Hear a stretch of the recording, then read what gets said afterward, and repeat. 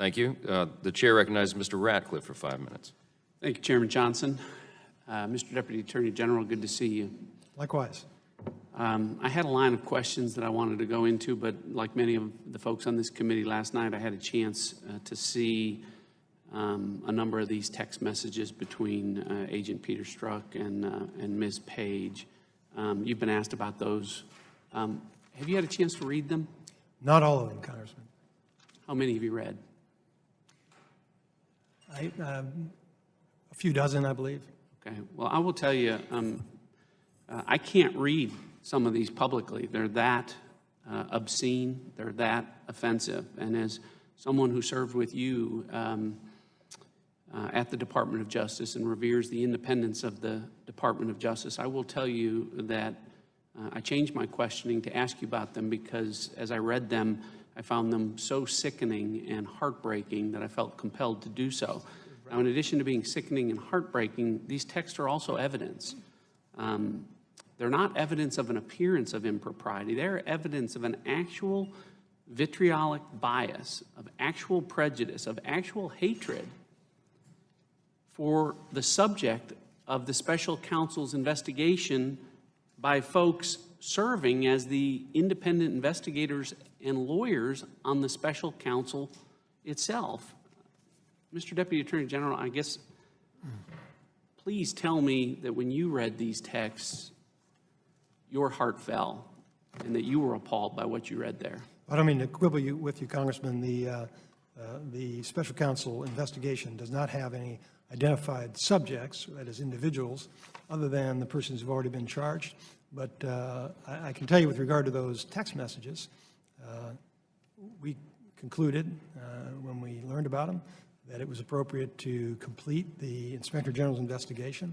And if the Inspector General reaches the conclusion that it's misconduct, and obviously I have an opinion, as anybody may, about what it looks like, but it's important for me, since I supervise that investigation, to await the formal conclusion and then any recommendation before I reach an official decision and take any action. Well, I guess when you line up Agent Strzok and Ms. Page, along with Bruce Orr and Aaron Zebley and Andrew Weissman and all the other conflicts of interest, I would tell you that, first of all, these aren't run-of-the-mill conflicts of interest. You mentioned Mr. Orr being a few doors down. He's your Assistant Deputy Attorney General.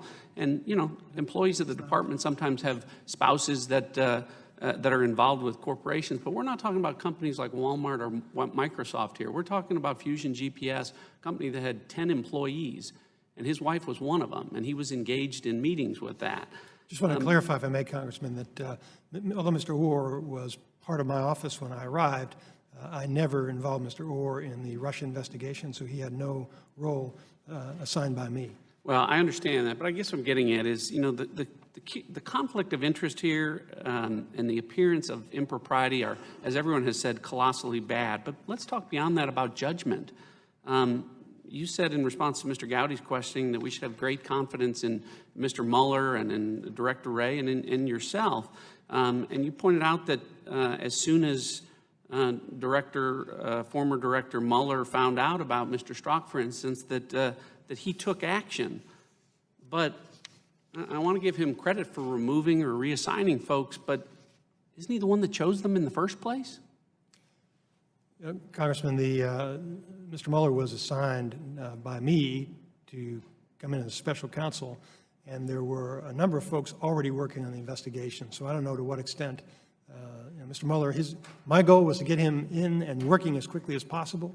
So I don't know what, if any, screening he did. Well, do you know what anyone did with respect to vetting this team? Because, you know, if you set out to create an appearance of bias or prejudice or impropriety or conflict of interest, the only way you could do a better job of doing it would be to pick this team and then have them wear their "I'm with her" T-shirts to work every day. I regret that you feel that way, Congressman, but as I said, I've talked with Director Mueller, and he understands the importance of avoiding any bias in that investigation. Well, Deputy Attorney General, I have talked often about the fact that I think people can lose faith and trust in elected officials, but if they lose faith and trust in organizations like the FBI and the Department of Justice to fairly investigate and adjudicate violations of the law, then we may lose the republic.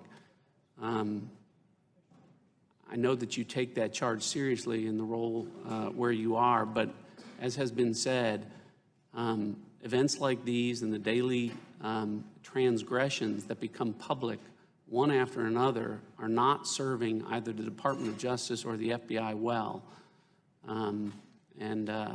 I just encourage you to do everything you can to restore integrity to those organizations that I know that we have both revered. If I may, Mr. Chairman, I agree with you entirely, Congressman, and I want to assure you that when Attorney General Sessions talked with me about taking on this job, he conveyed to me his desire to make certain that we do everything we can to enhance public confidence in the rule of law and ensure that the Department of Justice runs appropriately. He, like you and me, served as a U.S. attorney. He had the privilege of serving for 12 years, and he was so proud to return because of the deep respect that Attorney General Sessions has for the department. I think that's reflected in the appointments that have been made to the department, setting myself aside. We have a superb team of experienced professionals, including Chris Ray, who are in position to run that department. So I cannot assure you that there will be no wrongdoing. We have 115,000 employees. Things go wrong, but I can assure you that we will respond appropriately when they do.